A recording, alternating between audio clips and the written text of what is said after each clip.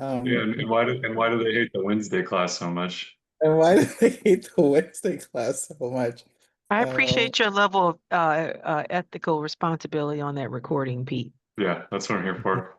yes, yes, yes. Yeah, if we need more Pete's in our media, so only the good stuff is shared. So, all right. Well, the first half of this morning is actually going to be a breeze for us because a lot of the terms that we're going to cover this morning, we've already covered in some shape or form. Um, so I'd love to use this time as well to get more participation, and I'm going to try to do for today um, breakout groups. Let me see if I can do that. Yes, so we'll do some breakout rooms and come back and whatnot to make it more interactive. Because I don't have a lot of new terms per se to cover, but the terms are easy. The execution is hard. So establishing project governance structure is one of the hardest things to actually do related to project management because this is more politics, speaking of, and psychology than anything else.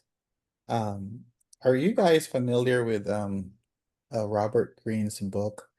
I think like 48 Laws of Power, something like that. Has anyone heard of that book?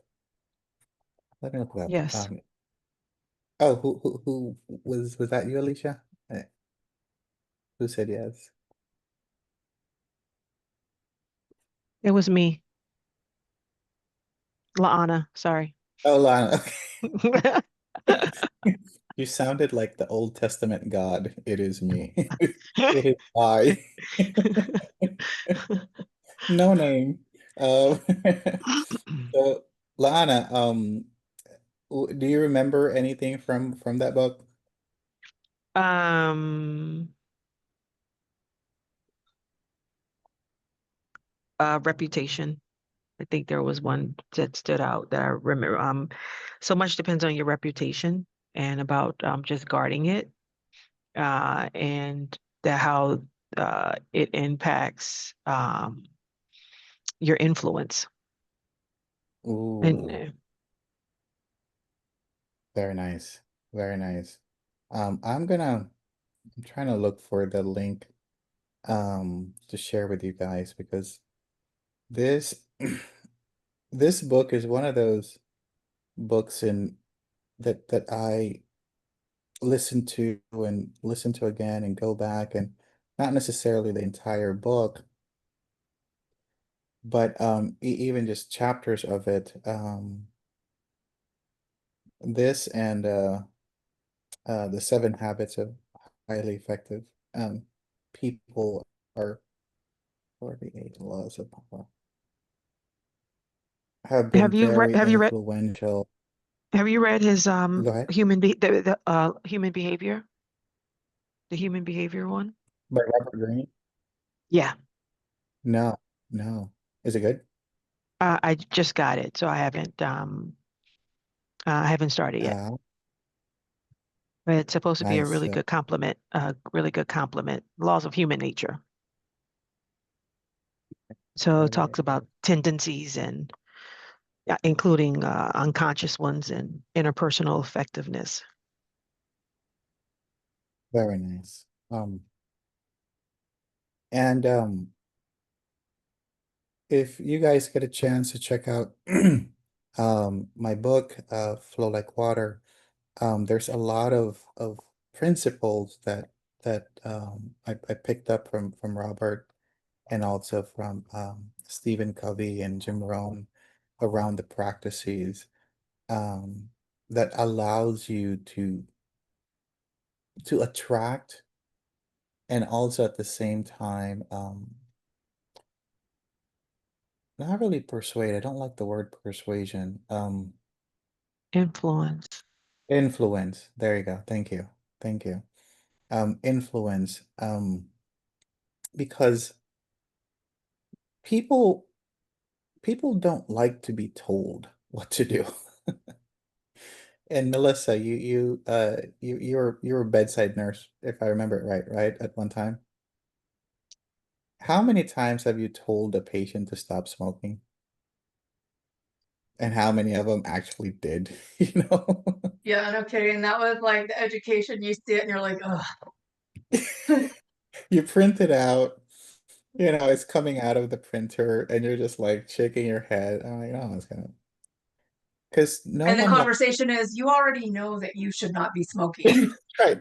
That's right. Exactly. Exactly. This is additional information to help you quit. Right. Because people don't like to be told what to do. Um, they they like to be presented with alternatives. They like to be presented with different ways of looking at things. But even that is very dependent on timing. And so the problem that we have, especially in the Western culture, is everything is driven by urgency. And a lot of change, especially change around how people think, you need to approach it more like planting a tree, wherein you can't rush the growth. So you drop an idea, right? And then you back away. If you think of it, same thing as planting a tree or a seed in the ground. If you put the seed in the ground and overwhelm it with water, overwhelm it with fertilizer, overwhelm it with sunlight, it's gonna die before it even, you know, has a chance to come out of the ground. So a lot of influencing has to do with the timing, and also, is there is there something that you can attach to or use that is close enough to where they are already? Um, because change happens usually in small increments. There, I'm helping someone right now. She's a huge influencer. She's the face and voice of Call of Duty for those who are gamers in the group. And she's really into veganism, and she created this 12-week program and whatnot. And so she wanted to create an AI avatar, so I'm helping her with that. Um, but as we were going through a 12-week program, I said, you know, what is the on-ramp to going from, you know, someone like me that is a meat eater, um, to looking at your lifestyle without having to do a full 180. So anyway, we went back and forth and we came up with Meatless Monday, right? One day, and you can even just do one meal, right? And start there. So start with something really small. And have you guys read the book Atomic Habits or heard of it? Throw it in the chat. This is one of the really good books around change management, whether on a personal or organizational level.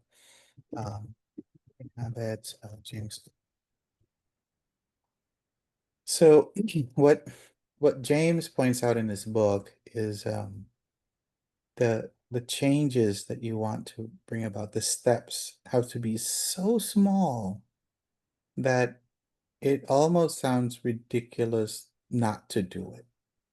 So for example, if you want to start running in the morning, you know, put your running shoes close to the bed. And so when you wake up, you know, it's right there. You know, it sounds ridiculous to avoid the shoes, something like that. So to start with very small changes. And uh, around 9 o'clock this morning, I got a call from Kathleen Kennedy, And I don't know if I mentioned to you guys, I'm helping her with the Kennedy Institute for Cybersecurity, and the goal is to, awareness and eventually legislation that will help fund, cybersecurity efforts for our country. And she called at 9 o'clock and said, "Hey, Ian, um, I don't think we can do this." I'm like, "Can't do what?" And I was just thinking about this whole cybersecurity. It's too big. We need the support from both parties, and we also need to get the support from states because different states have, different certifications, this, that, other. Anyway, long story very short, she was spiraling. And 10, 15 minutes into her spiral, I just said, "Kathleen, all of your thoughts are very valid. There is nothing about what we're trying to do that is easy. If it were easy, then it would have been done already. But that being said, let's focus on the immediate next step. And the immediate next step is, doing an event with Seattle University around cybersecurity, inviting people from public, private sectors and whatnot to talk about, where we are, state of affairs in terms of security, all of those things." And I told her, "Look, Seattle University is already working on it. They have the venue, working on the agenda. You might just need to come in for a panel. And let's just focus on that because we're not going to solve this issue overnight. And your fears, although valid, aren't really going to go away. Whether we pursue this or not, it's going to be there." And so I was trying to get her off the line because our class is about to start. But I share this because even someone who literally grew up in the White House, literally all her life has been about politics and governance and change management and doing big, hairy, audacious goals, even for someone like that, and she was lieutenant governor and attorney general and all of that, even for someone like her, the idea of change can be overwhelming. And the natural default of people is to go towards comfort instead of growth. So keep that in mind as you're thinking about project governance structures, because the default will always be towards comfort, what is familiar. Now, if you're starting a new project, a new program, a new portfolio, and if you need a governance structure, that means that the change is huge, right? If you're just installing a new server, you don't need an entire governance structure. But if you're creating a new wing, then yes. Creating a new service line, then yes. If you're creating anything that, for tens of millions of dollars, then yes. So with that investment comes a lot of structural change. So as you start to figure out who's going to be, at the table, what are the things that are important to them about this project? What are the perceptions and reputations that they care about, right? And understanding all of this is, to use Robert Greene's thought process, this is how you are able to attract power and use it to your advantage without forcing. And that's, in the book Flow Like Water, again, these are not, I obviously wrote it, but these are not my principles by any stretch. These principles have been around for more than 2,000 years. Leadership at its highest does not force. It allows, it flows. And so the question you always have to have in the back of your mind is, as you're trying to bring about change, how can I make this flow? What are the barriers? Going back to the Kathleen conversation from this morning, she was going down a spiral because of all of the really big rocks. If you think of, thought process like a river, all of these big rocks in the riverbed cause a lot of friction, turbulence, and disrupts the natural flow of things. And so, how do you get around it as quickly as possible? And ignoring or denying it doesn't work. You have to acknowledge, but at the same time, find a way to pivot so you can continue to keep going. So to finish that story, uh, by the time I was able to, get off the phone, the last 5 minutes or so was about, okay, we're still working on the agenda for this, you know, colloquium, this consortium that we're doing. But rest assured that, it's in November, you'll have enough time to prep for it. And the heavy lifting is already done by the university, so we don't need to do a lot.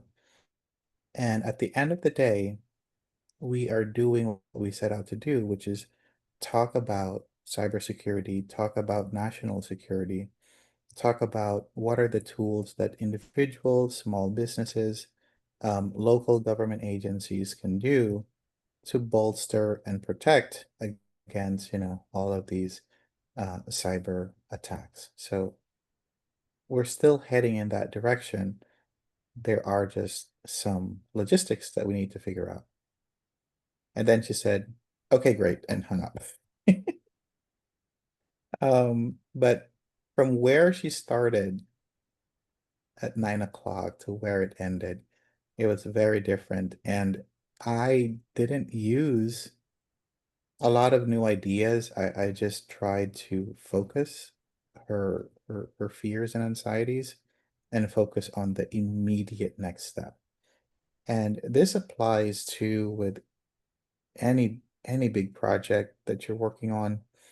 The immediate next step allows you to keep moving forward. Um, I was called in to help with um, this big consulting group. They're trying to help one of the academic centers here in LA, not UCLA. And so I was going through their deck and it was so busy. And like each slide had a million things on it. And I told the executive of the group, what are you trying to accomplish in this presentation? And then she said, I want them to know that, between Accenture and Deloitte, we're the best choice because of this, that, the other. Like, okay.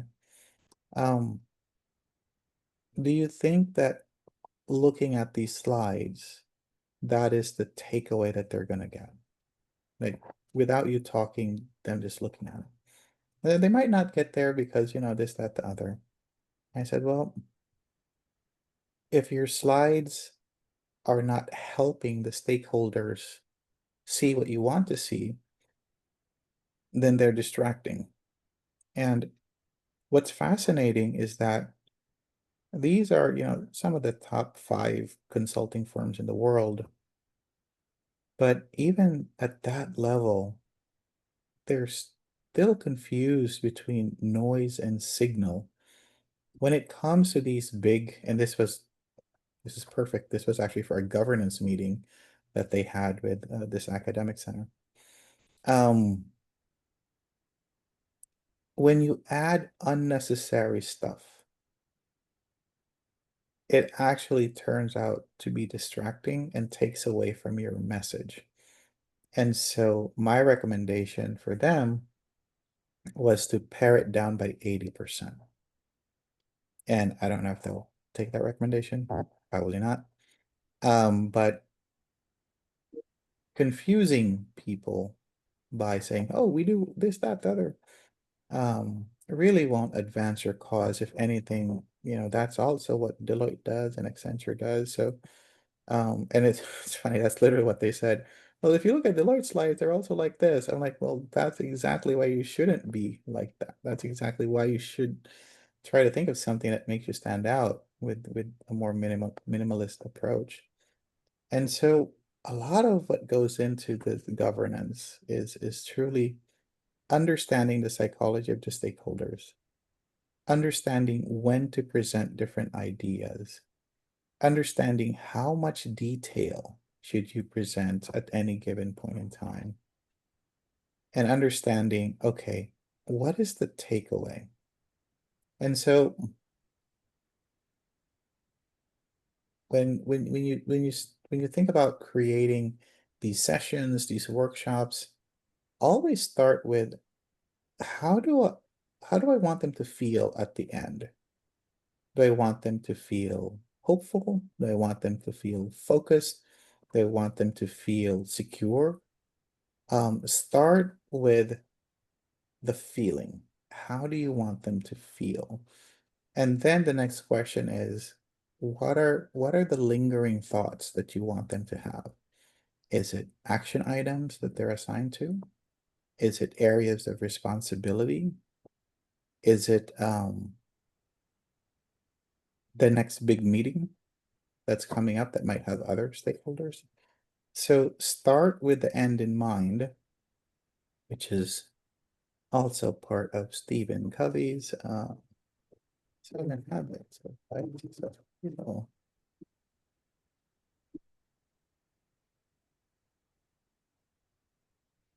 And if you do that, then it will help you tailor your presentation, will help you tailor the topics that you're going to bring up. Because the timing of things is just as important as the topics themselves. So let me stop right here, and I'd love for us to do kind of a breakout session, and I'd love for you guys to think about the leaders, be it project leaders or organizational leaders, that either had an influence on you or someone that you admire or aspire to. And I'd love for you guys to talk about what are the characteristics, traits, what sets them apart from any of the other leaders that you guys have worked with. And then we'll we'll come together and share those thoughts, because what you guys come up with will actually be what makes for leading a successful project governance. So let's do this. Let's break out into groups. How many? 27. So what would be a good number? You guys think like Oh. four people in a group? What do you guys think? 3, 4? That's a good number. What are you Four's- thinking? Yeah, 4, 5. 4 is good? Yeah, Okay, so hold on. So 20, let's just to say 28 for, so that's 6, 7, how many groups? So there's 28 of us, 4 in a group, so 7 groups. 7 In groups. Yeah, there you go. So 7 groups, and let's do 10 minutes so people have enough time to talk, and then we'll come back. So 2 things, decide who will be your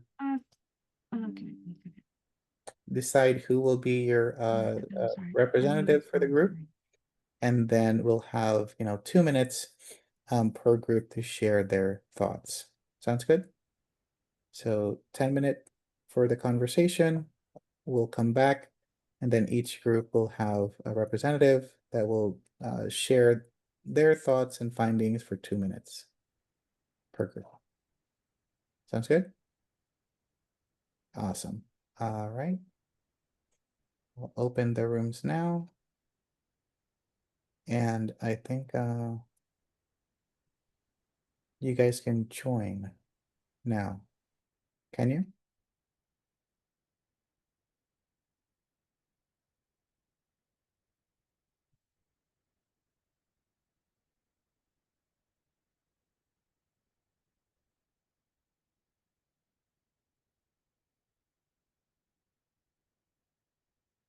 All right.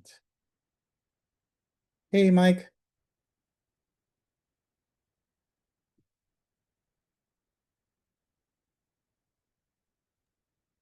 Couldn't get off mute. How you doing? Good. So were you and Dino out of town yesterday or the day before? Monday, Tuesday, Wednesday, Thursday. We're at Rigo U. Oh, gotcha. Apparently our buddy missed his flight. Dino missed his flight? Yeah. Oh no. So the entire family was calling me. I was like, whoa, what's going on? Because they couldn't get a hold of him. He overslept. It was a nothing burger, but since no one knew what was going on, it was a little bit of a panic. Where on earth did what time was his flight? Haven't caught up with him yet, but yeah. No, I mean, because we spent Thursday night together. Uh-huh. That was the kind of dinner sort of thing. And it was an early night. I mean, it didn't go on forever. Not sure what. I'm just well, now I have to give him a hard time knowing that. That's right. That's right. Yeah. I was scared too because first it was Michelle and then um her sister and then it was Marjorie. I'm like, whoa. I'm happy that my initial thoughts were wrong. I thought he was in an accident. Um I'm wow. Because yeah, I thought he had a little bit later flight than I did even. yeah, he wasn't responding and um yeah, they're like he should be boarding by now. What is going on? And so So, are you near your computer? yes. What email is best for you right now? I'm going to send you something just based on your last little piece of something. Yeah. The IT consulting group is fine.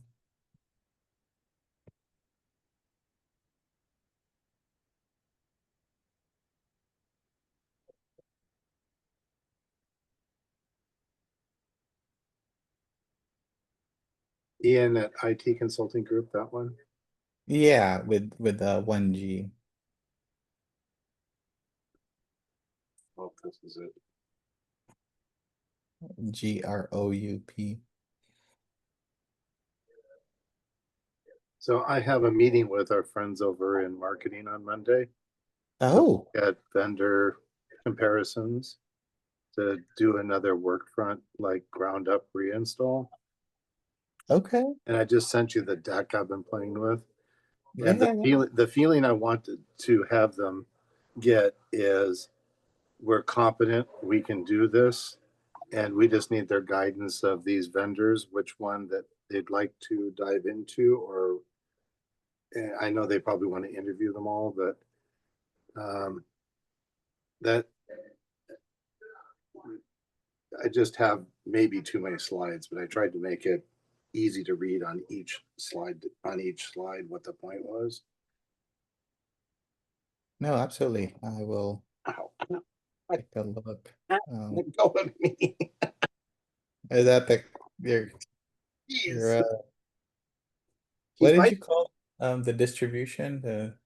The cat distribution system. That distribution system. Yeah. You know, he Cat bites the palm of my hand and he'll Mhm. just hold on, but he bites hard. Look at me.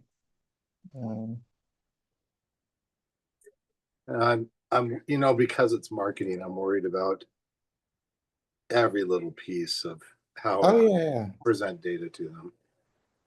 It hasn't come across yet. It must be a big file, but I'll definitely take a look, Mike, during our lunch break here. I'm never sure I have the right email. That's why I'm Let me send Ian it. at itconsultinggroup.com. Yep. GROUP. Yes, just one P or one G, Yeah, whatever. that's absolutely it. One P, good. There's only one G. Yeah.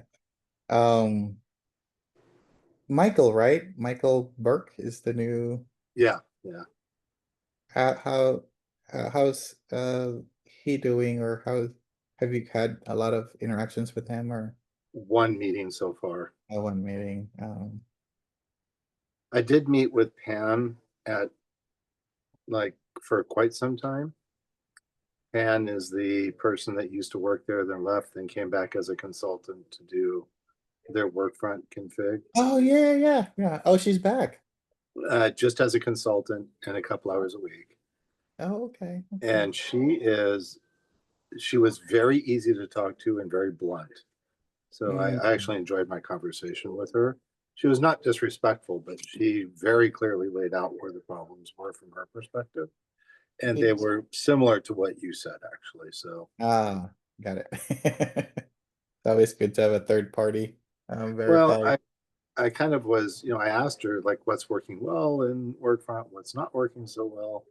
What would you have done differently if you own the world here? And Right. I mean, she wasn't disrespectful, but she was very clear, clearly spoken, easy to understand, and laid out a very logical plan. And it was Wow. more or less what I had already laid out as an approach. Nice.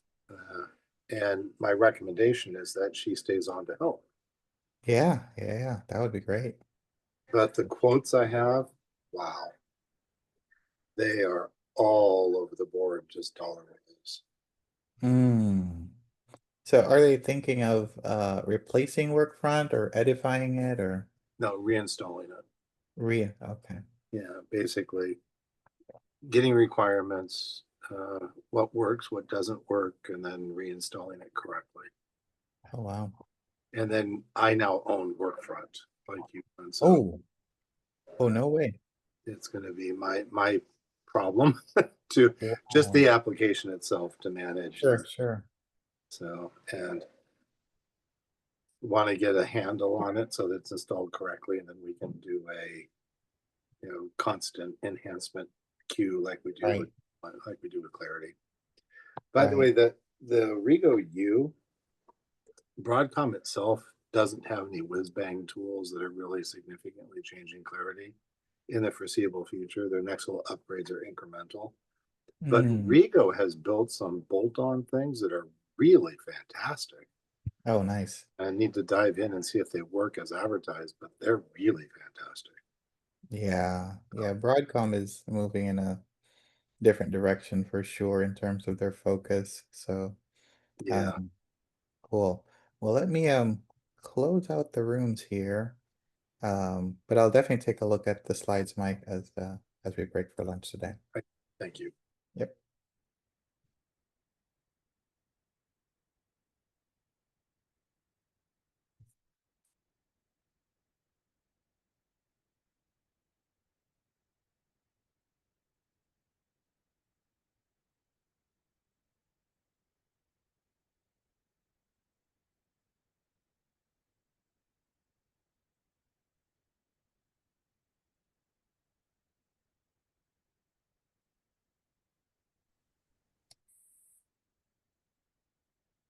All right.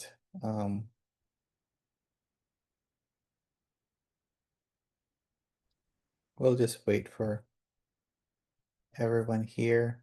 About 20 seconds or so. How was it, Victor? It was pretty good. We had some good examples in our group.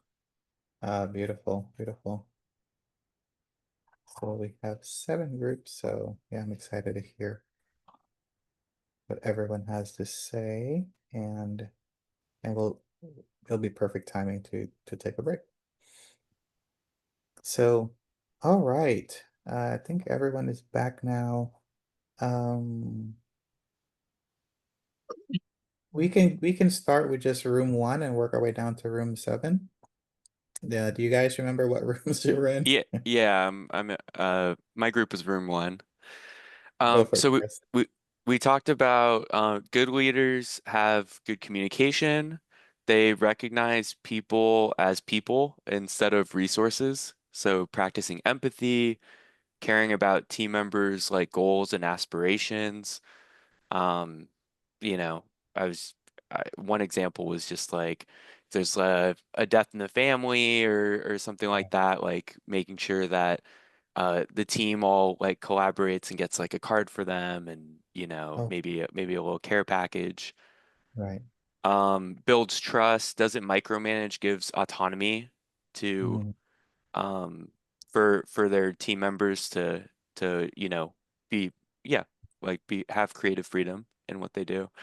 Um, Pushes you to be better, provides constructive criticism, gives you space to do more and be more than you are right now. And then sets clear expectations on this is what we're expecting, and then when there are certain results, it's compared to the expectations that were set. Beautiful. And That's then, that's amazing. and then Thank did you. you want the other side too, or? Yes, what's the other side? Okay. Well, it's basically just the flip of the things that we said. So sets unclear expectations, treats you as dispensable, bad leaders are unfair. And we talked a little bit about like as leaders grow in power, a lot of times that power corrupts and then they lose Mhm. a lot of the abilities that led them or a lot of the traits that led them to move up. So they become rude, interrupting, harsh, etc. So That's amazing. I'll share another book for you guys to add on to your point. It's called What Got You Here Won't Get You There. I'm blanking on the author's name right now, but it is a fascinating book that explains how, you know, some people have this meteoric rise and then they get stuck at some place because the skill sets that they had, either to make them an amazing CFO, is not the same skill sets to become an amazing CEO, for example, or an amazing surgeon is not the same skill sets to be the director of surgery. So what got you here won't get you there. So you need to look at the skill sets. Awesome. Thank you so much, Chris. Man, what a high bar. Group 2. I don't know who group 2 is. I don't remember our number, but I'll go. Go for it, Cinderella. Same thing. I'll piggyback off of Chris's team. We discussed similar traits. We discussed our previous leaders, and they all had those same traits. My favorite was that there was a boss who blew air under wings. That just like not to just help you fly, but she wanted to see you soar. And she like the way Chris said, just tapped into everybody's gifts, everybody's talents individually, and helped them grow through that first, and it fed into like who they were, their love language, so they enjoyed it. And somebody else said they work for the people, not the people working for her.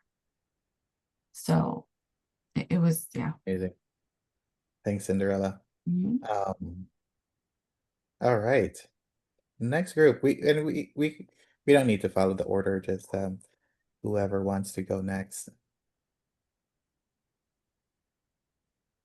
I can go next. I think we're Go, group Jeffrey. but I'm not sure. So yeah, we shared a lot of the same I think characteristics that were listed. Being a good listener and communicator, trust is so important. Being able to someone who trusts their team, right? Being open-minded, willing to consider new ideas. So I think those are generally things that we all probably were able to list. There's a couple that maybe stood out. One, you know, a leader being a visionary, someone who understands how to inspire, paving a path. What it does is it brings like solidarity to your department. What are we all going to focus on? And I think that it ends up uniting a department or a team or whatever it is in where they should ultimately, you know, go and prioritize. And I think a visionary, someone who has that vision for where to go, really does help with that. For a project too, even, right? A project manager who understands what is the goal, how do I get everyone to go in the same direction? I think that's important. And then another one is someone who is present. I think that was a key word for us.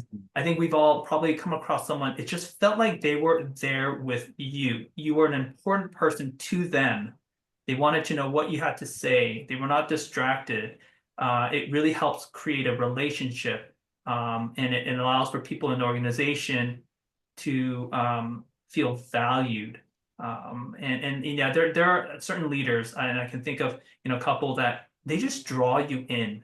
You want to know what they have to say, and they're very approachable as well. And so I think those are some key characteristics that we talked about in our group. Awesome. Thanks so much, Jeffrey. Yeah, presence is one of those things that um I only have 5 principles that I focus on in the book, and the fourth one was actually presence because people like Oprah, Bill Clinton, George W, um, what they all have in common, if you talk to the people that, you know, have been in their presence, is for that 15 minutes or so, you feel like you're the only person in the world. And that is a powerful, you know, tool to use so that people genuinely, you know, feel seen and heard. And you know, Maya Angelou said it's not how people feel that they remember after the encounter. So being present and not distracted. I'll segue for just a few seconds here. So during the debate that you know 41 had with Bill Clinton, and I think it was Ralph Nader was in that debate as well. There was a question of, you know, how has the economic downturn affected you personally? And George Bush, uh, H. Bush, wasn't able to really connect to it. But what pundits were saying, why he lost to Clinton, was when he looked at his watch during the debate. It felt like he had somewhere else to go, so he wasn't present. It was that, you know, how long does it take to look at a watch? 2 seconds? But it since it was on, you know, live national TV, that sense of, you know, like, oh my God, I have to go to dinner or whatever. Um, a lot of people say that's what lost him the election. Isn't that crazy? So that being present, Jeffrey, that you mentioned is so powerful. So thank you for highlighting that. Awesome. Next group. I want to say we were group 4, That's but fine, Jasmine. all the other groups kind of touched up on everything we've defined as well, as to what makes a good leader or someone that inspires us. But really someone that encourages open communication, accountability, and responsibility for outcomes, has a clear vision, sets goals, and defines like next steps. Someone that's an active listener, which you kind of already mentioned, creates space for growth and really fosters team collaboration, as well as someone that's able to navigate challenges effectively and is able to balance perception versus reality. So really have like that strong vision in mind and they're adaptable to change and just kind of helps us remain grounded and strengthens our team's outcomes overall. I think someone mentioned a project manager that stood out to them, and it was kind of what really stood out for them, that even though it was a really complicated project, their ability to bring everybody together and talk to vendors and work towards opening this or finishing their project successfully is someone admired in our team. So, yeah. Beautiful. Thank you so much, Jasmine. Mhm. All right. Next group. Group 6. So we Okay. talked about a lot, like discussed.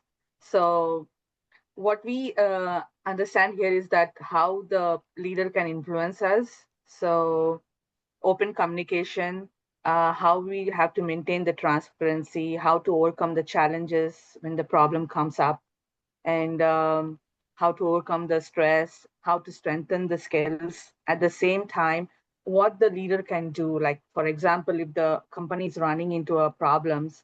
So we have like Victor discussed, one of the leader from the Japan, where he stepped up and in place of cutting out the budgets or cutting off the staff, he just cut out his own budget, and that helped him a lot, the company, the results. So that's really inspiring.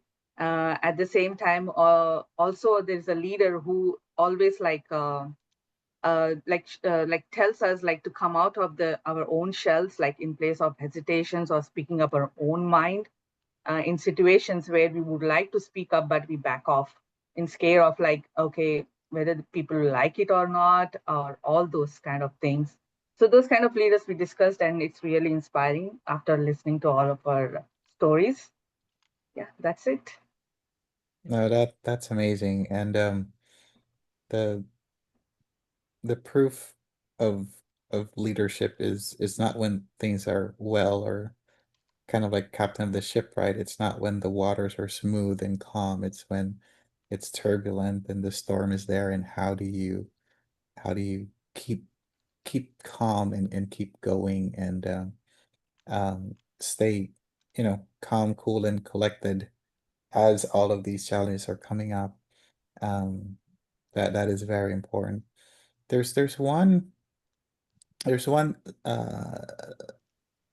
technique that I've learned recently, and I've been telling people about it, which is when you have a team member that is, losing it, so to speak, and they're unhinged and they're just panicking, spiraling.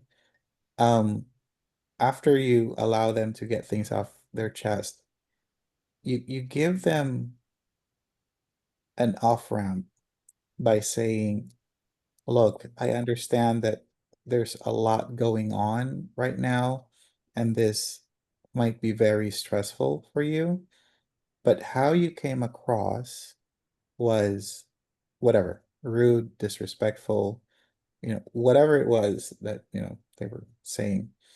And I want you to take a deep breath, and I want you to have a do-over and tell me what you really wanted me to hear, because the first one had a lot of emotion, and that's usually not you.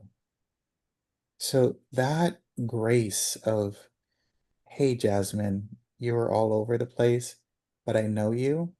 So let's take a deep breath and let's do that again. And what typically happens is Jasmine would be like, oh God, Ian, sorry. Yeah, yeah, this has really been bothering me. And so guess what? So Jasmine, pretend that you're in this situation. How would you deliver the second round? I would be more cool, calm, collected. And you'll probably have your talking points better articulated, right? But Mhm. how would you feel if the leader gave you that opportunity, like on the spot? Oh, I think that feels a lot better than what I guess it just makes you feel like, okay, I had a lot going on. She sees that I'm a little stressed and like she's giving me this time of like grace, like, oh wow, she understands. Right. And it doesn't take much to give you a do-over, right? Just, hey, Mhm. let's just try that again, Jasmine, because I know there was a lot of emotion riding on that first round. Let's try it again. So giving people that opportunity, and you'll never forget it too. Like you come home, you tell your, friends or partner, like, man, I lost it today. Thank God Sweta was, calm, cool, and collected and allowed me to be calm, cool, and collected as well by giving me a do-over. So that's something that I hope that you can put in your back pocket, something you can use, on Monday. If someone is just like, oh, kind of like my conversation this morning.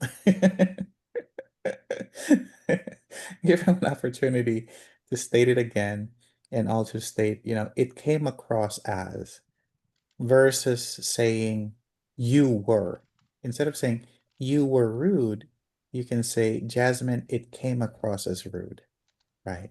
There's a very big difference, right? Because when I say you were rude, then there's judgment with that. And then there's also, um, you create an us versus them right away. But if you say you came across as rude, you're just observing, right? I'm not taking in the rudeness. I'm not reacting to it. I'm just observing and reporting back. So it doesn't create an us versus them. You're still on the same side of the table. With that, how about we'll take a quick yes, Victor, it forces you to check yourself. Absolutely. Let's do this. Let's take a quick 10-minute break and then we'll continue on with the other groups. But thank you guys for participating in this exercise. There's a lot of cool stuff that you guys are sharing. So I'll see you back here at 11:12.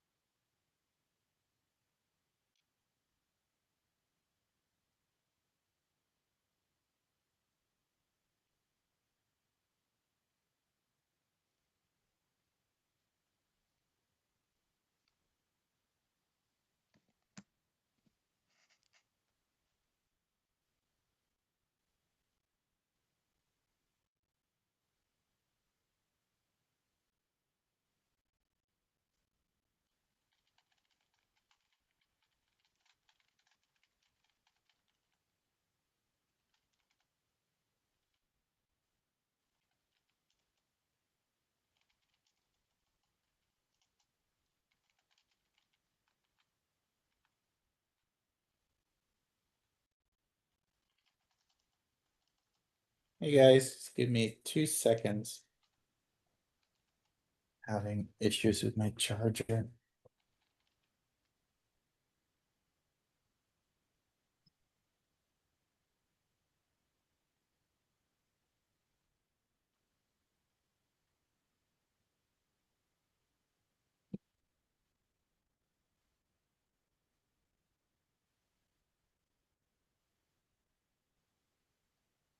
Ah, there we go. Perfect. Awesome. All right. So let's continue along. Let's go with the next group that hasn't shared yet. I was group 7. Go. Oh, Kyle, before you go, Yeah. Michelle said that she was able to upload to the Wednesday group. So just want anyone from the Wednesday group to check if it's all there. Yes, it's there. Yeah. Oh, there we go. Cool, cool, cool. I'm happy he didn't feel left out for too long, so all good. Thank you. And Kyle, you're up. Okay, yeah. We were group 7. I think we each brought one important thing to talk about. So, one of the things we said was, they were good listeners, that they, I think, had a lot of Socratic wisdom, meaning that they knew that they did not know. So, when experts were speaking in the meetings, they listened, they paid attention, they didn't bring their own, experience to it, because oftentimes, leaders are so involved in the process part of it that they're not in the weeds of the technical part of these solutions. Right. Another thing we talked about is attitude, right? No one really wants to work, so it's important that they're all even keeled, right? Little things don't, get blown up into big things, and meetings are maybe not fun but pleasant to be in, right? No one likes being in an awkward meeting where someone's clearly mad. And the last thing was just being well organized, right? Being prepared for meetings, having everything laid out. We're not spending time during the meetings, looking for an Excel file or, having to add things on the fly in PowerPoint slides. So I think those are the 3 things we settled on. Having to get your No. charger working, that kind of stuff. That's right, exactly. Yeah, absolutely. Those small things add up. I love to say that AI is easy, it's AV that's hard. So thank you so much, Kyle. All right. Anyone else hasn't gone?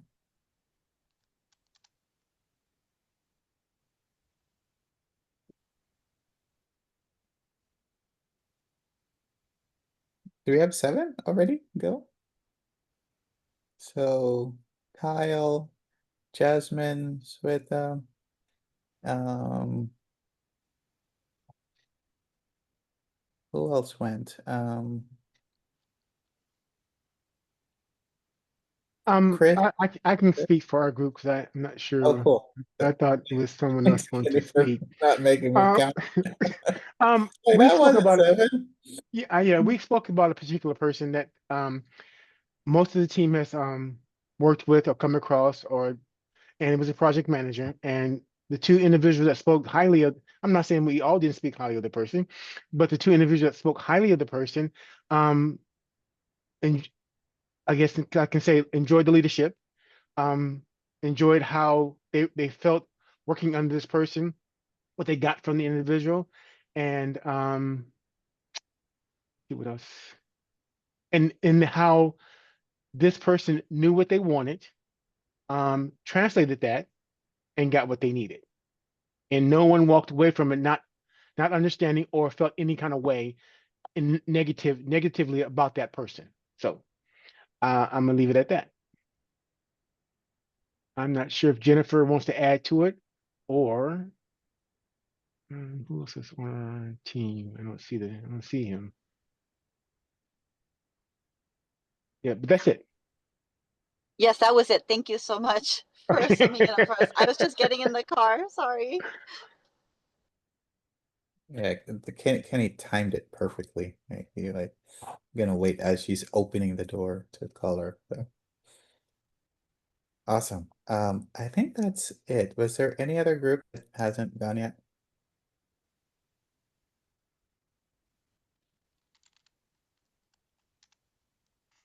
All right.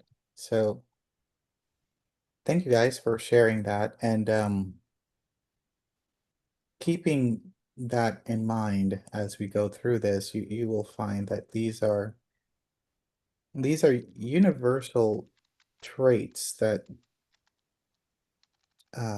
transcend, you know, timelines and eras and that was one of the things that as I was doing the research for my book was looking for some of the traits that can be applied by Julius Caesar, Genghis Khan, you know, Kennedy, uh Ho Chi Minh, like all throughout history, can if you apply these things, what would be the outcome? And what you guys have mentioned today really hits upon timeless wisdom and traits that if if you have it, it it feels subtle enough that it's not in your face, right? Notice how none of you mentioned a leader that is larger than life, or sucks up all the oxygen in the room, or um, no one, right? It's all of the characteristics are very subtle and nuanced. But what's fascinating is the flip side is so apparent when someone isn't open to other people's opinions, especially if it's not the same as yours. It's very obvious, very evident. Or if someone just sees you as a line item in their resource spreadsheet, it's very obvious, right? So it's that dichotomy is for me is very interesting. So as we go through, keep those characteristics in mind because what you'll find is that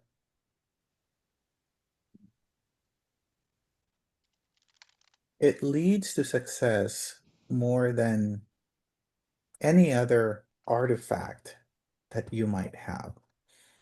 And this is very timely. I've been having these conversations with this organization that obsessed with the org chart and what will each work group do and do we need a director below the executive and this and that and I said, we obviously need to do this so we have a baseline, of who's reporting to whom and whatnot. But the fact of the matter is, on paper, org charts look very vertical, right? It's very top down. But in reality, a good performing group is very horizontal. It's very left to right. And what I mean by that is, let's say Kenny is VP of production and Nick is VP of operations, and we're having a big product launch. Kenny is not just sitting on top of his white tower and pointing orders. You're in there, right? You're on the floor. You're helping, you're talking, you're troubleshooting. So it becomes very flat, right? The hierarchy almost disappears when an organization is truly executing and functioning at the highest level. Because the question that you're asking yourself is, how can I add value, right? How can I add value to this situation? How can I add value to the problem that we're solving? And not necessarily who can I delegate this to? Which you know you obviously need to do at different points, but um, a great example is when uh, you see first responders responding to like a hurricane or to a natural calamity, and you see everyone, you know, from the governor down, um, on site, helping out, getting supplies, giving it to people. That is what happens when you have a really effective team. You're not looking at it top down.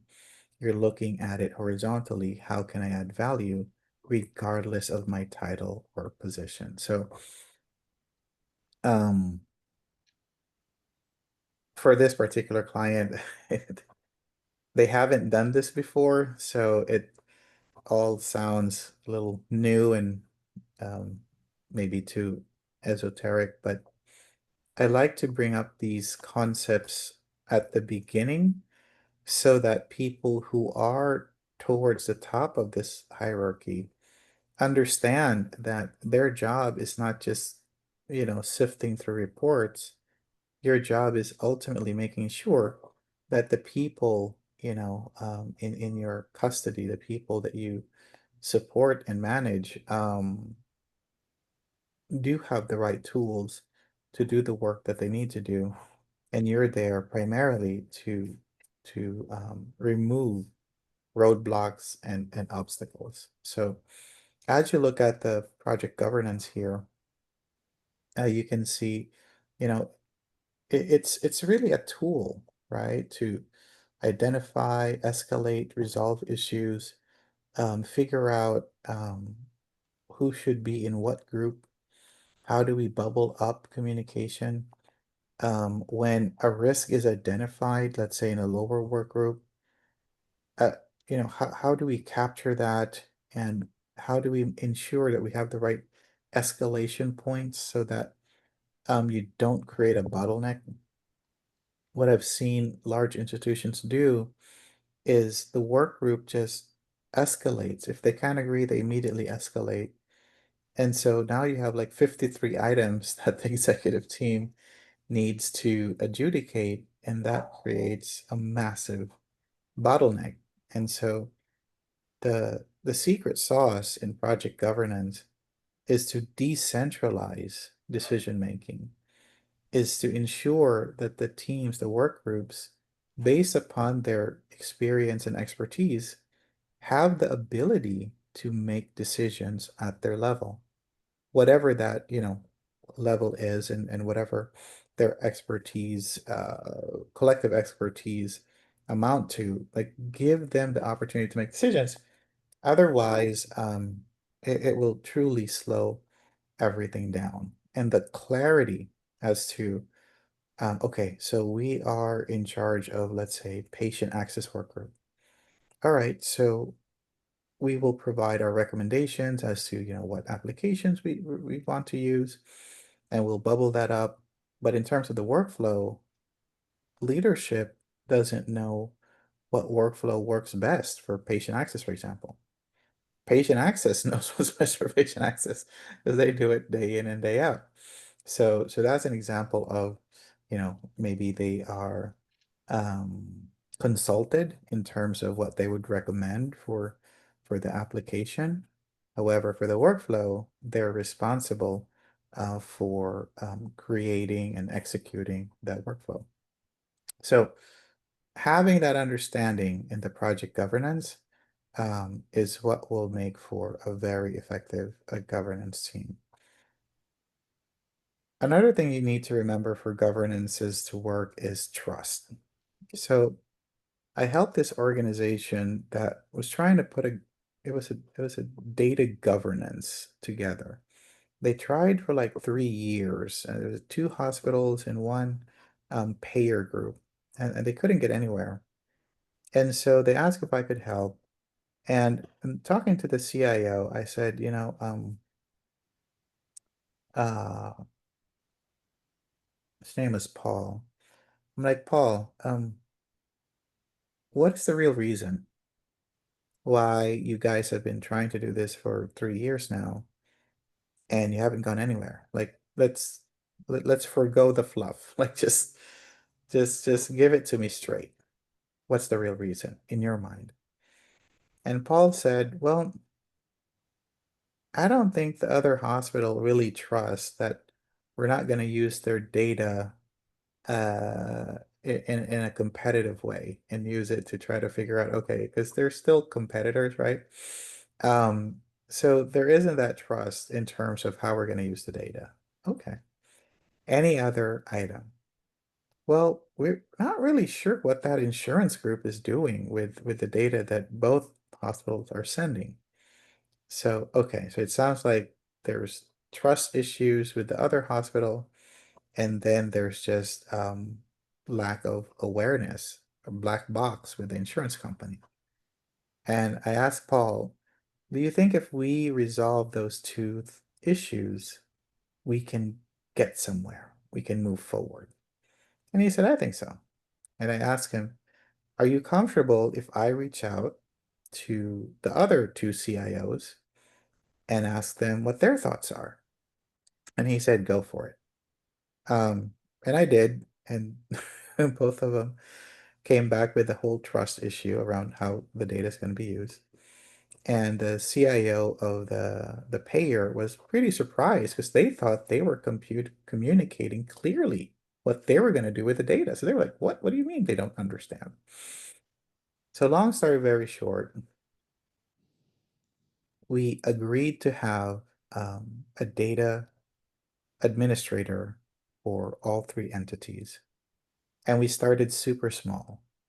Only those three admins had access to the data. And so we started with data standardization. Actually, we started with data definition, ensuring that an encounter is an encounter is an encounter. And then we moved on with, okay, let's start standardizing. If there are some terms that are close enough, let's see if we can standardize and decrease the number of data elements that we're capturing in this new data center. So we went through that exercise, and it wasn't easy because the path to gaining trust is not linear. It ebbs and flows depending on what's going on. So we continued to be transparent as to what we were using the data for, who has access, and we also had an audit trail in terms of who logged in to view this data. After about 6 months, people started to get comfortable, and maybe around 9 months, the CIOs actually relegated this project to their director of ITs because the trust was established, and they moved on to more of a consultative role for this project.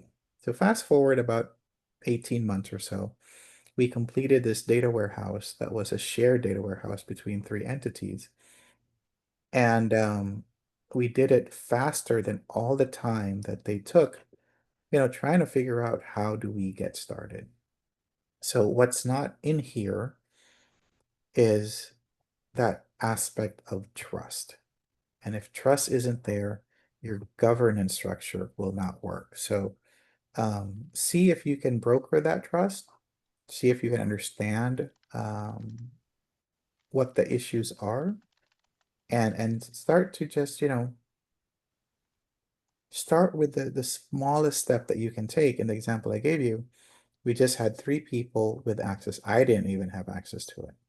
So start small and then build upon it. So what are the different phases that, so okay, so now that you have your governance structure together, there are, different phases that you have to think through. And the phases, you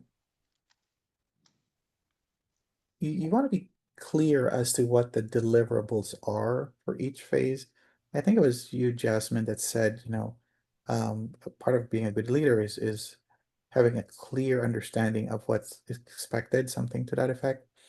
And so that's the same thing with the project phases. And clear understanding of the deliverables, clear understanding of the timing, what are things that can be done in parallel, what are things that need to be done sequentially, what can have some overlap. And, what do you take from one phase and use as an input for the next phase, right? So for example, once the build phase is done, you use that as an input to the testing phase, right? And once that is done, you can use that as an input to the training phase. So these are things to keep in mind after you started to solidify your governance structure.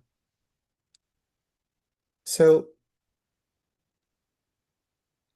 in terms of the project life cycle, once you understand the different phases, once you understand what is expected from each one, it's always good to have like gate reviews or phase checks or even milestone checks wherein you bring in your project sponsor, governance team if you have it, and just explain to them like, hey guys, here's where we are in the project. We're in phase 2. These were the deliverables that we agreed upon. And of, let's say, I don't know, 10 deliverables, we're able to complete 9. And one is, running late, but we should be done in 2 weeks or whatnot. But we're pretty excited because we have what we need to start with the next phase. So having that constant communication as to where things are at, and also what are some of the risks that you see, and how are you planning to mitigate it? One of the projects that we're working on with FPG is the interactive phone system, and we're almost done with the procurement stuff. We're aligning the SOWs with the main contract with the addendums and breakdown of costs. And I was telling our leadership team, like, look, as we're going through this procurement lull, we're going to now start focusing on training and improving the training experience, because the feedback we got was it wasn't really good for phase 1. So giving them an understanding of, okay, where procurement phase is about to end, training phase is about to start, build and all of that, but training has been highlighted as one of the issues. So in parallel, going back to this guy, so even though we still need to do, the build, the test, and all of that, we have a third swim lane, which is focused on training that we can start sooner rather than later. So, being clear and expressing that to your stakeholders, especially leadership, is really important, because there are things that they might see that you don't, and they can share with you. And so that is really helpful for our project. One of the things that leadership shared was that, I think the meeting with procurement was like every other week, and you have to be on an agenda because there are a lot of things they go through. So, we didn't know that at first. So now we have a representative that will be attending that meeting. So if procurement has any questions, there's someone close to the project that can answer it. So this is what I was talking about earlier, the different phase gates. You want to, stop once you finish a phase and say, hey, here's where we're at. Here's what we've accomplished. Here's what we didn't accomplish. Here's what we're thinking of doing for the next phase. But for the test, that gate checks, right, is also an opportunity to pause the project or stop the project altogether if the purpose, the benefit, the goals of the project are no longer relevant to the organization. So if you have a question as to when at what part of the project life cycle can you properly pause or stop the project? Um, a term that they sometimes use is kill point here. That would be during your gate checks. So when you're done with a phase, you do a gate check. This would be a clean way to pause or stop because you've finished, a phase and it's before you enter the other phase. So, you have all the documentation, all the artifacts that you've completed. So for the test, a good time to check if you want to pause or stop the test would be during your gate checks. All right. Kinney, what is the difference between sequential relationships and overlapping, just in your own words? Sequential would be something going one after the other. Correct. And overlapping would be something that would start from a portion of the project would start and it would move on, and then another portion of the second part of the project would then start in the middle of the first part of the project moving forward. What's absolutely correct? What is the risk of overlapping relationships? Of overlapping, that again, overlapping was the risk was not finishing a portion before starting the second portion, or something that's required. So a portion that's required, the second portion is required. The second portion requires the first portion to finish before you can start the second portion, like if I recall correctly. Yes, and that would lead to this word right here. Rework, okay. Rework. Because let's say you're building something and then you're starting testing, midway through, and then by the time, you finish the build of this prototype, if you made any changes, guess what?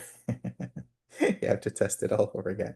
So rework is the biggest risk. So for the test guys, if you're writing things down, the biggest risk for overlapping relationships is rework. There you go. All right, we talked about determining appropriate governance for the project. The smaller the project is, the less oversight you need. The bigger the project, the more oversight, because there's a lot more moving pieces. For the project manager, one of the most important things that you need to be mindful of is the content and frequency of your communication with the governance team. They don't need to know if, task number 68 is delayed. That's not in their purview. They need to know if the whole milestone is delayed, or if you need, funding above and beyond, contingency, things like that. So the bigger things that needs their attention. So being mindful of how much you communicate is very important. Nick, what is the risk of sharing too minute of detail to the governance team? What do you think happens They if too if- granular? wait, too little or too much? Too granular. So let's say you're sharing details that is like in the task level, or activities level. So if you're The- sharing too granular of detail to the governance team. Well, they can kind of get stuck in the weeds, and they don't really perform the duties that they really need to, because they might get sidetracked. That's absolutely one of the reasons. Another reason is eventually it might come across as noise. And when they see that email from you, Carol, they just pass on through it. This is, another one of those. So you don't want to be, you want to communicate enough, but you don't want to communicate too much that when they see it, it's kind of like, when you're going through your notifications on your phone, you don't want people to just swipe up, right? You want them to stop and take a look. So that is one of the risks if you're communicating too granular. So the level of communication definitely matters. So thank you. All right, we'll be able to finish this before we go on lunch break, and we can start the next module. So plan and manage project phase closure. So believe it or not, a lot of the lawsuits around projects, and I'll actually if Mike is still here. Yeah, I'm still here. Oh, hey, Mike.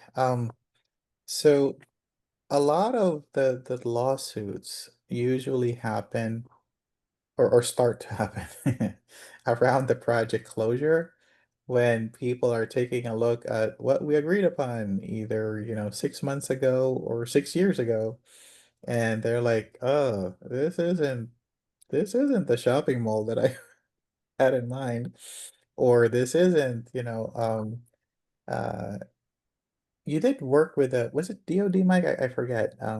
Yep. DoD, Department of Navy as well. And Navy. This isn't the ship that I had in mind.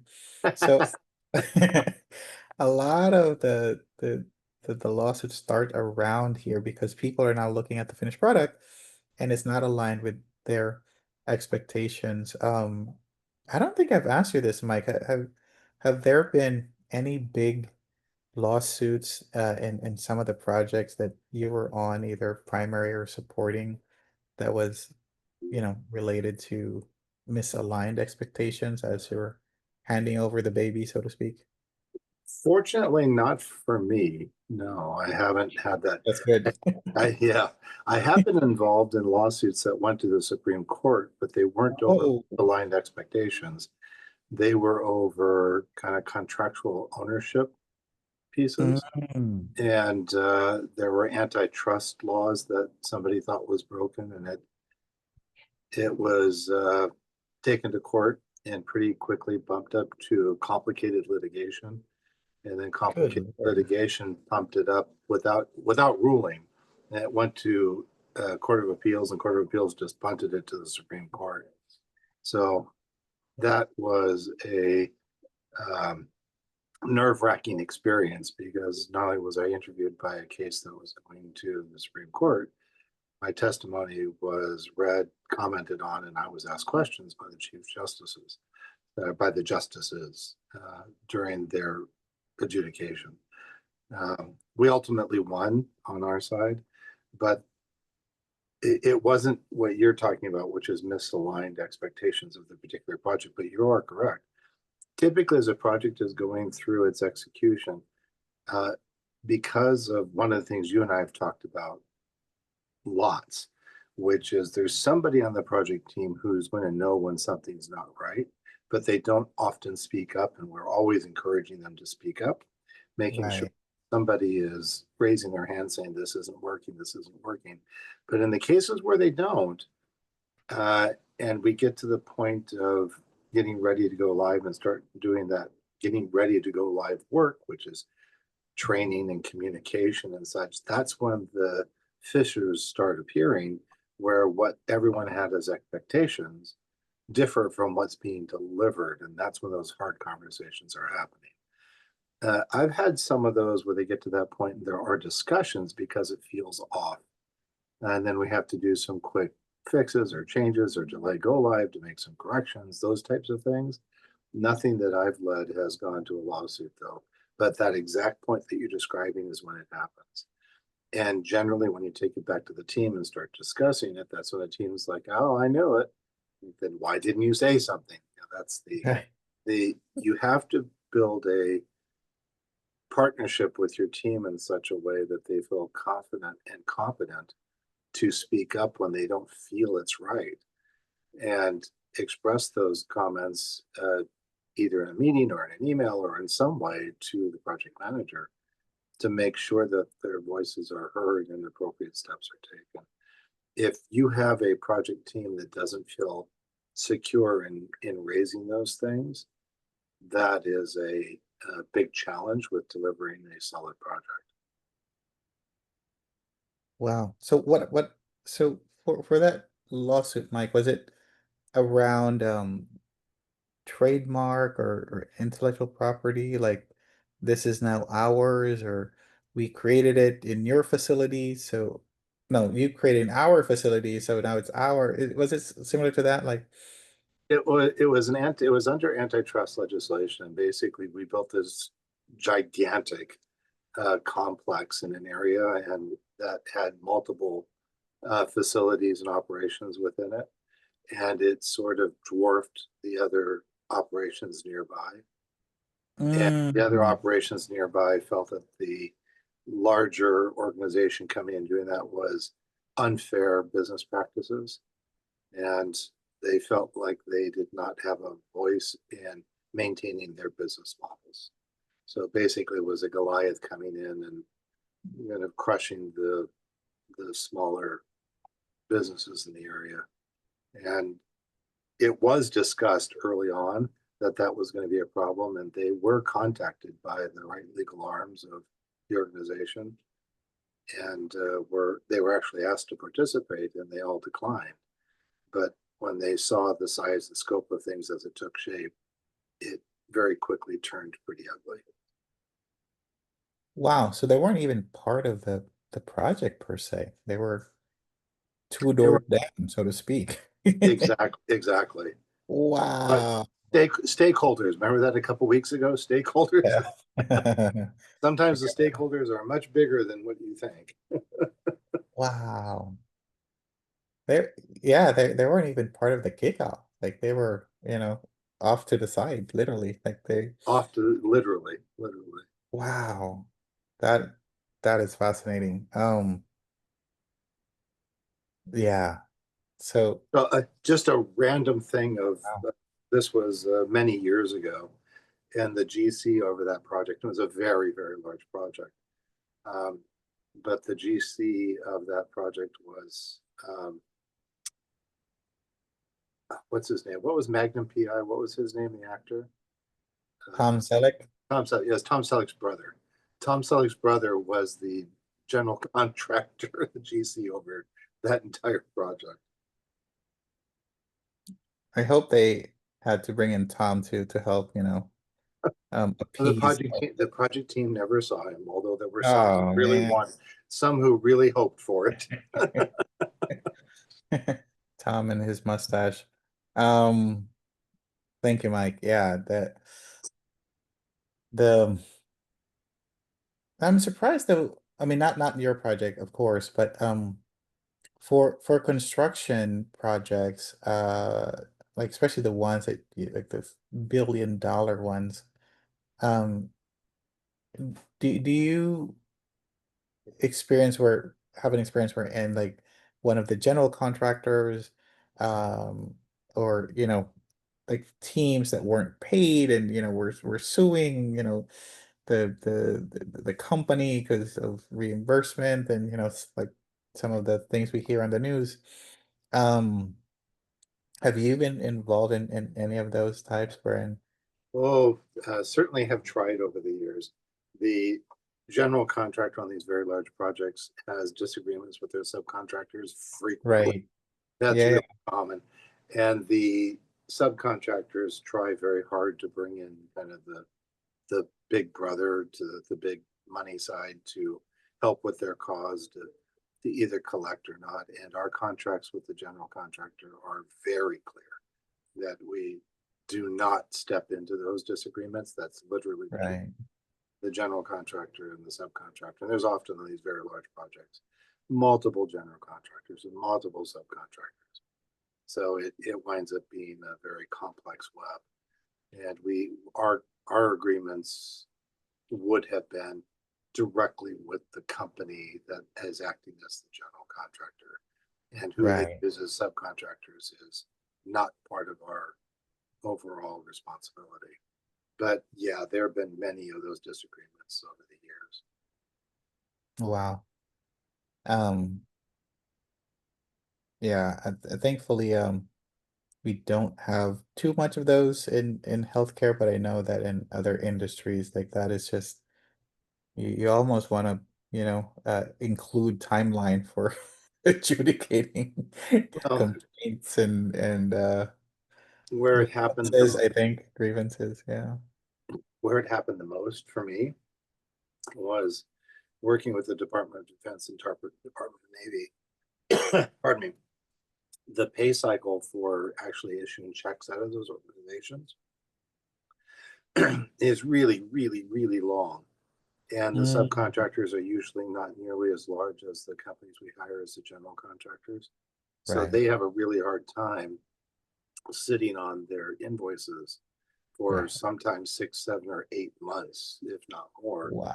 after they've, bought the tools and bought the equipment, bought whatever materials they needed, installed it.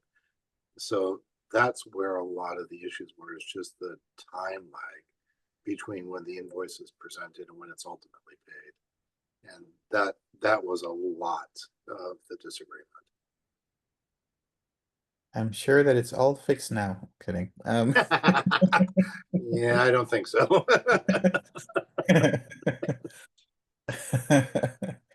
Oh man. Wow. So thank you, Mike, for sharing that because as we go into the project close, it is really important to start thinking about, well, you want to start thinking about these at the beginning of the project, how to avoid, right, all of these issues towards the end of project close, because if you only think about them towards the end, then yeah, it's going to be a really rough phase for the project. And um, to Mike's point around invoices, like the more that, every quarter or monthly or whatever cadence you have like this, clearing those things out so you don't have these general contractors breathing down your neck, or suppliers or vendors like, hey, Kenny, we purchased all these servers for you. Haven't, taken care of that invoice, and so we can't buy this or order that. And so all of these things um, are adjudicated during the close project, but you want to start thinking about them really, really early on in the project.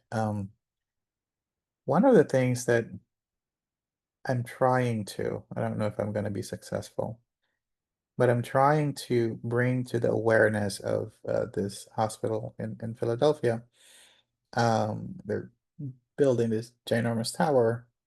I'm trying to bring an awareness to the different diverse groups, and this is a pediatric hospital that they're going to be catering to, and just making sure that we're not just trying to help, the mainstream or the bulk of the volume of the kids that they see. They cater to a lot of, pediatric oncology patients. So what are we doing for that group, right? That doesn't have that big of a voice. And how are we um how are we thinking about providing those services? And as we put together these work groups, do we have representation, both from the provider side and also from the patient advocate side, for these groups? So I'm hoping that that would avoid a lot of issues down the road as this institution, this tower is open, um, and we only focus on the 80% and not necessarily the 20%, which is the minority group. Um, so we'll see. I'll keep you guys posted on that. So when you're thinking about the close project, close phase, so going back to that slide that we had up here. So think of each phase as almost a project in and of itself, right? Where you have deliverables, you have timelines, you have resources, and you want to make sure that you tidy up. Um, one of one of the practices that I picked up in the emergency room that has helped me out in life is clean up as you go, right? So as you finish a patient, clean up that bay area, get rid of the used syringes and tourniquets and cotton balls and all of that. So that when the next patient comes, you have a clear bay.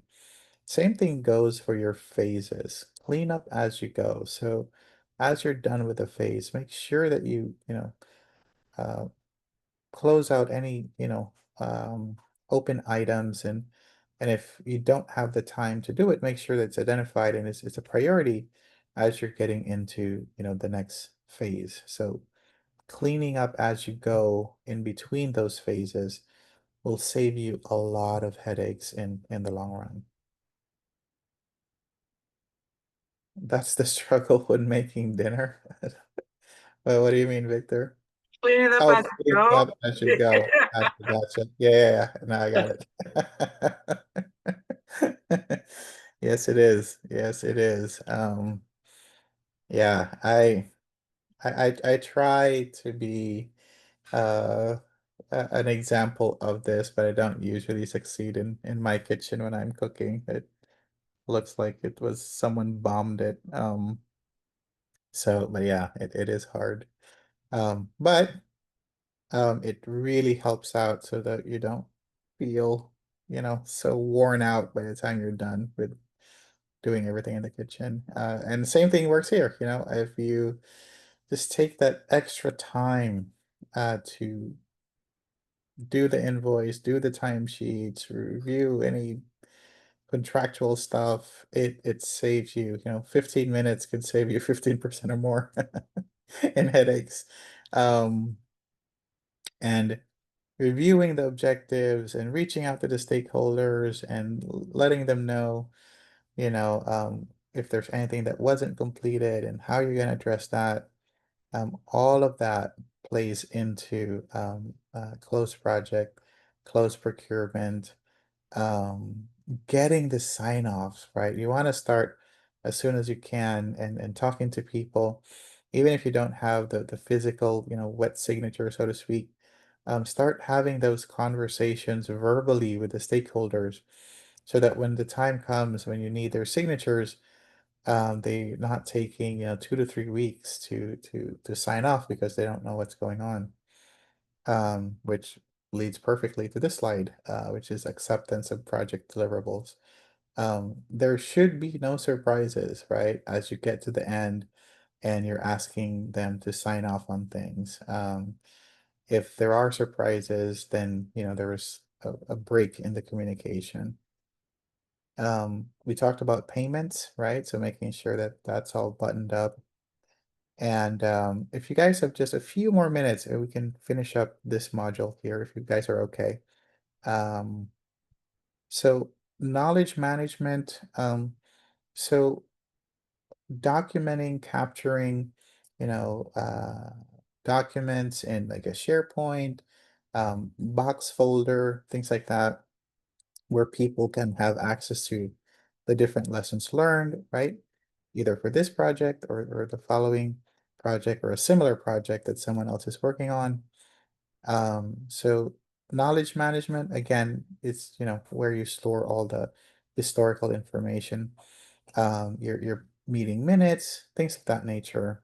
So people can take a look and find out, what transpired for this project. Transition planning artifacts. So this would be your training documents, communication documents, testing documents, things that, again, as you're reading through, it gives you an idea of what did we do for this project, right? And transition to support or operations, right? So making sure that they understand how, the system or tool is expected to work. These are your support, numbers of who to call, support people, especially when you're done with the project. If you're working with a vendor, that's usually a different group of people, right? So make sure that you bring them in before you close the project. So for the project we're working on with FPG, we have a technical I think it's like applications manager, TAM. And so we're talking to our TAM now, right? Way before we're transitioning. And these are things that, as you close out, reviewing the project plan, the, termination checklist, and also your staff, need to go back to their home base, all of that transition back, letting the managers know that, hey, we're going to be done in 2 weeks. And so they're going to be going back to you. And last but not the least, getting those sign-offs. And hopefully you have a celebration to celebrate the end of this amazing project that you've just led. So that's the end of module 2. Before we go, love to get any thoughts about the module that we just completed. What did you guys think about all of that project governance and closure stuff?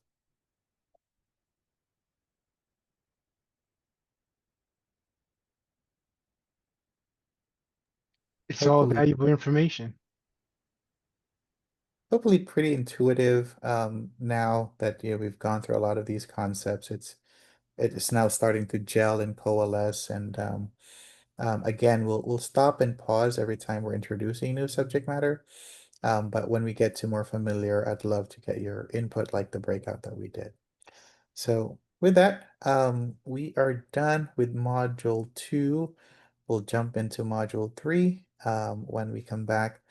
And since I did steal 4 minutes of your time, we can start at 2:05 this afternoon. How's that? Cool deal. Thank you guys. I'll see you at Thank you. 2:05. And Have a nice lunch. Bye.